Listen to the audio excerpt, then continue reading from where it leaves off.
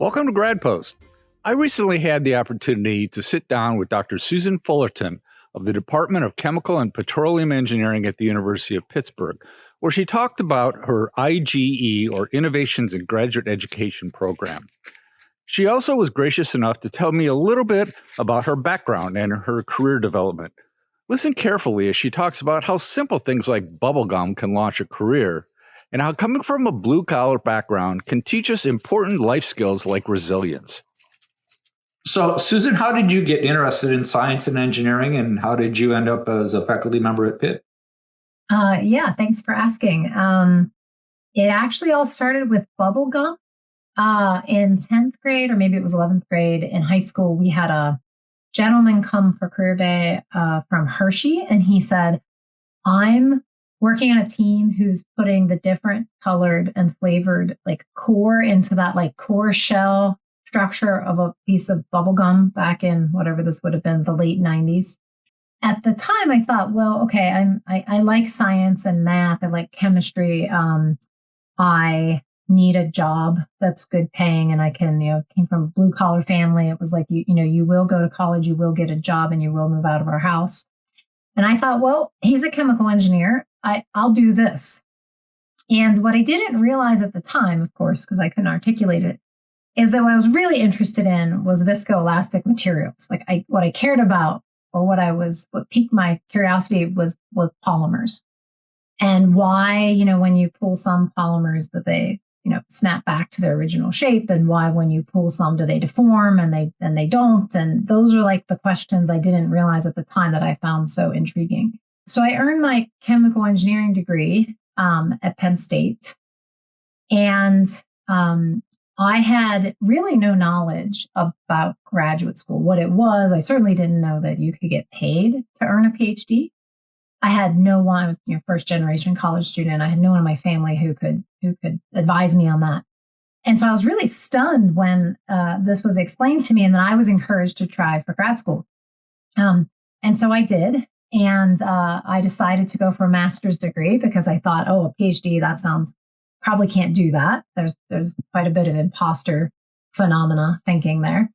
And I got into the research, and I really liked it. It was polymer based. And I earned a graduate research fellowship from the NSF, which helped me realize that maybe I was good at this. And I stayed for the PhD. At the end of the PhD, I had no intention of being in academia. I wanted to be done with school. I wanted to be done with academia. I figured I would find a job in industry somewhere. My husband was earning a PhD at the University of Notre Dame, and we were newly married. So I moved to South Bend, Indiana, and soon realized there weren't a lot of opportunities for chemical engineers to work in industry in South Bend, Indiana. So I took a job as a research faculty member at Notre Dame. This is really relevant to my career story because the department that actually hired me was electrical engineering. And at the time, that felt very scary. I would have never told anyone, because a true imposter doesn't, share that they're thinking they're not capable of doing something. But at the time, I was very nervous because I had no training in electrical engineering, and I wasn't sure why they hired me. But they assured me, don't worry about it. You do nanotechnology work, like you can make an impact, and you just sit with the electrical engineers.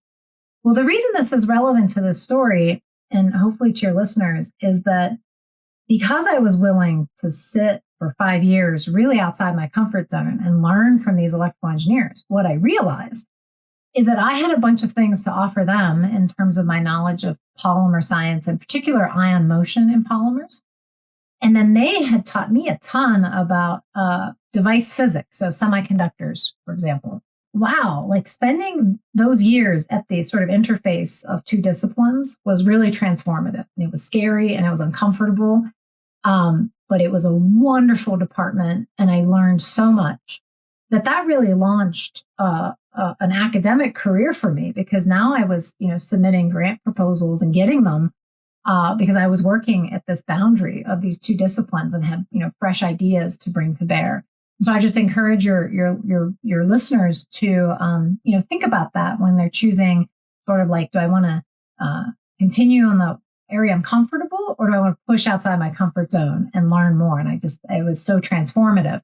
And so then when I went on the job market, when my husband graduated, I was very fortunate to be picked up by the University of Pittsburgh. This happens to be home for both my husband and I too. So it worked out wonderfully well to be near family and in the city that we care about. It's amazing how many parallels there are when, the people I talk to, like the blue collar background and first generation college, but I was first generation college, and you're going to leave the house, and there's a lot of parallels there. This blue collar, like just get it done thing, it's so valuable. I mean, being raised by, my dad was an electrician, my mom was a nurse, like the work ethic, you want to accomplish things. I didn't realize it at the time, but wow, it's very powerful. Yeah. And I hope I can instill it in my children. I had to put my car back together before I could drive to school the next morning. Like, you guys need to have like an old vehicle and like learn how to be resilient.